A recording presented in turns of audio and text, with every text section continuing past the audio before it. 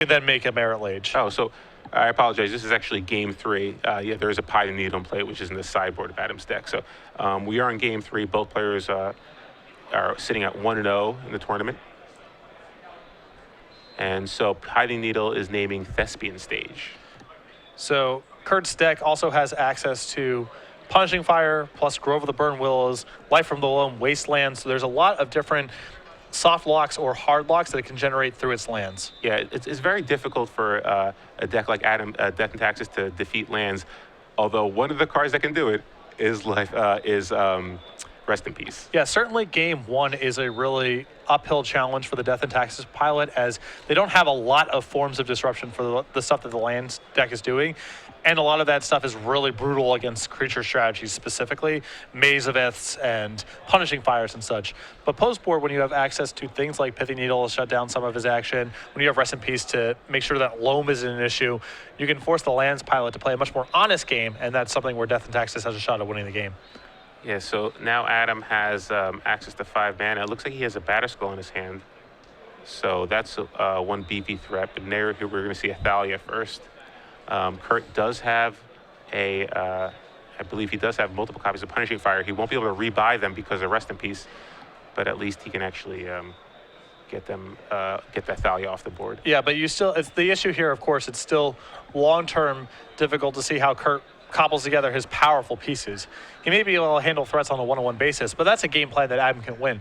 For Kurt to win the game, he really needs to leverage his resource advantage, and that's much more challenging to do in the face of these disruptive elements that Adam has in the post-board games.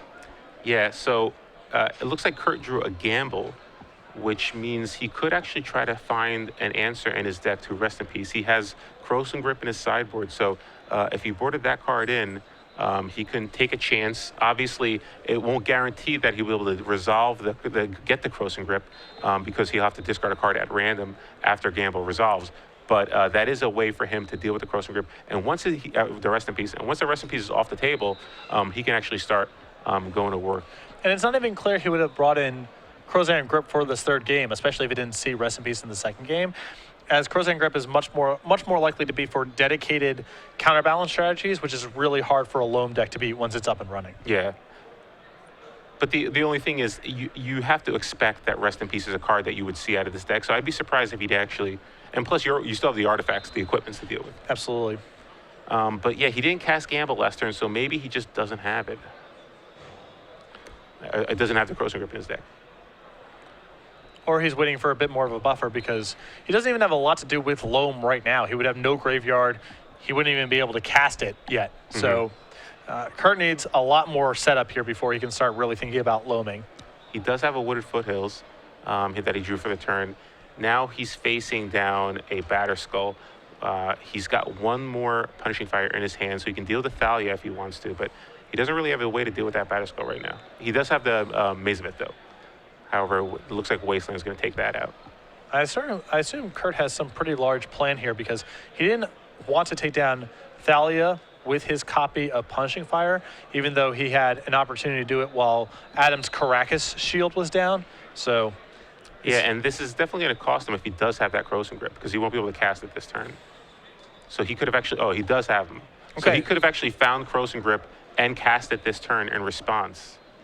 Oh, but it looks like he cast. Crop Rotation. Yeah, he's just crop rotating here. I think that Kurt just is working under the assumption right now that he has a lot of time to work with. He doesn't necessarily just have to gamble for Crozan Grip and hope. He can actually kind of contain the board as it stands. You know, he has Maze of Ith against an attacker. He has Punishing Fire as a removal spell for a creature Adam could add down the line. There's no big rush. Yeah, that's true. He's at, I believe, 16 right now. And yeah, Adam really doesn't have much other pressure in play. And for example, drawing that Punishing Fire is really nice now because he has a backup Punishing Fire in his hand. He doesn't have to worry about this one being exiled to Rest in Peace. He can then remove the Thalia if he's feeling so inclined and still have Maze of Ith to check the Batterskull. Yeah, so we're going to see Punishing Fire take out that Thalia. So now Adam just has a Batterskull in play facing down a Maze of Ith. It looks like he has land, Aether Vial. I believe he has no other action really. Yeah, so this is really great pacing here for Kurt. Again, once he draws a Crozan Grip, all hell can break loose. Oh, yeah. And in the meantime, he's got the board more or less contained. Looks like he drew a Tabernacle of the Pendrel Veil.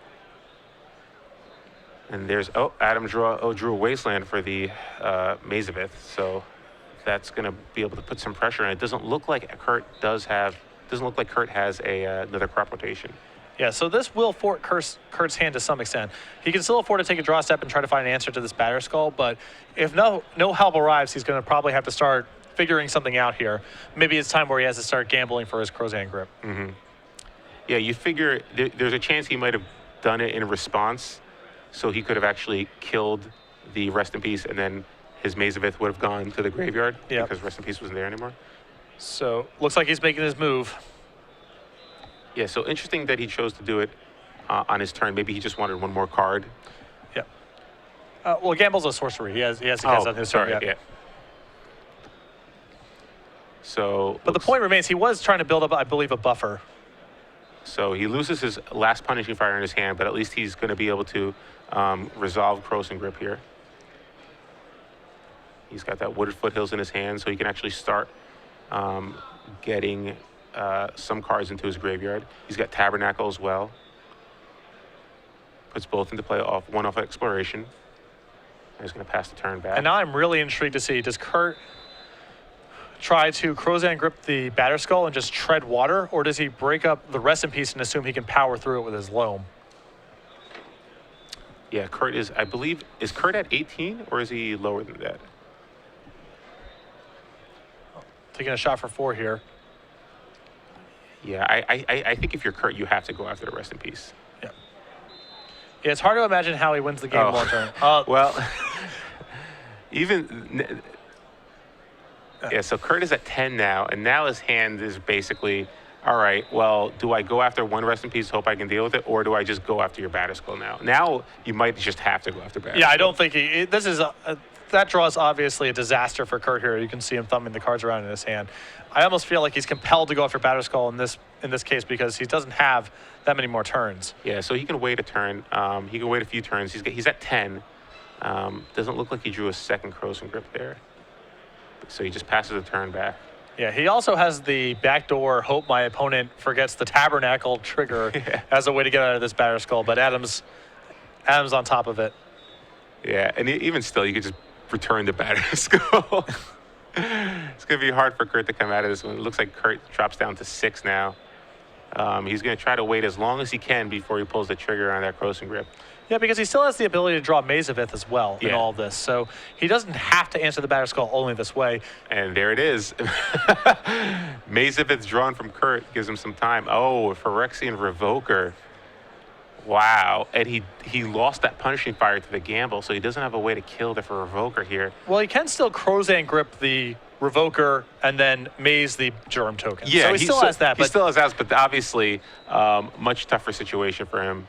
Because now, so it looks like Mox Diamond was the name for Phyrexian Revoker. And there's a second waste. Oh, so now Rashad Import can actually tap down the Mazavith. So now he's in really good shape here. So Crozan Grip is just going to have to go after the Batter Skull token. Yeah, and you can tell all these artifacts, each one of them, these artifacts and enchantments are just so tough for Kurt. You can see these paws every time they get played because his Crozan Grips are really strained here. He has so many different things he's trying to fight over. The Rest in Pieces and Adam's threats. And he just only has so many of these removal spells. So it looks like he drew a Thespian Stage, but again, that is named under Piling Needle, so we won't be able to copy anything. All right. And it looks like Tabernacle of Pendrel Veil. Was that, did he forget to pay? Or no, he did pay. Yeah. And then Cavernous Souls gets played right there. He looks like he has a Bramaz in his hand as well. Bramaz maybe not the best threat here, but it is something. Every creature is helpful here for Adam. So Rashad Import taps down the Mazavith, and Phyrexian Revoker drops Kurt down to 2 now. So the number of outs for Kurt, pretty small here. Firestorm, potentially. I'm not sure if he has it in his deck, though. Yeah, there is nothing to really get him out for this. Of course, they're still, missing the Tabernacle. That's about it. Yeah, good old missing the trigger. Lance always has that out. Always has the out of Tabernacle. So Kurt draws his card for the turn, and it is just an exploration, and that is it. Adam Happel defeats Kurt Spiess Death and Taxes defeats